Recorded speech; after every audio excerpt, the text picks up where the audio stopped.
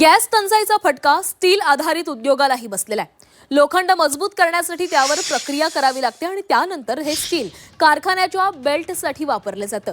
त्यासाठी एलपीजीची गरज असते, मात्र गॅस मिळत नसल्यानं कारखाना ठप्प झालेला आहे। अशाच एका कारखान्यामधून आढावा घेतलाय आमचे प्रतिनिधी विशाल करोळे यांनी। आखाती देशात युद्ध सुरू आहे, त्यामुळे गॅस टंचाई निर्माण झाली आहे आणि त्यामुळे छत्रपती संभाजीनगर जिल्ह्यात उद्योगांचे हाल सुरू आहे। अनेक उद्योग बंद पडत आहे। मी अशाच एका उद्योगाच्या त्या ठिकाणी आहे। मी दाखवतोय तुम्हाला। एरवी इथं मशीन्सची धडधड सुरू असते, मात्र आता ही मशीन्सची धडधड पूर्णतः थांबली आहे।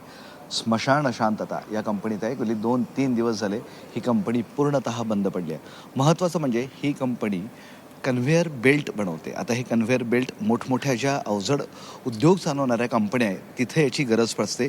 लोखंडावर एक प्रक्रिया केली जाते आणि त्या लोखंडाला अधिक मजबूत केलं जातं आणि हे अधिक मजबूत केलेलं लोखंडाचे बेल्ट शुगर इंडस्ट्रीमध्ये, सिमेंट इंडस्ट्रीमध्ये आणि अशा इतर अनेक कंपन्यांमध्ये पुरवल्या जातात। मात्र ही कंपनी जिथं हा सगळा उद्योग चालतो ते सगळं बंद पडलं आहे, कारण लोखंडावर प्रक्रिया करण्यासाठी गॅसची गरज आहे। हा गॅस इथं उपलब्ध नाही। महत्त्वाचं म्हणजे जेव्हा या कंपन्या स्थापन झाल्या यांच्याकडे 2 ऑप्शन होते, इलेक्ट्रिकमध्ये करायचं किंवा गॅसमध्ये करायचं।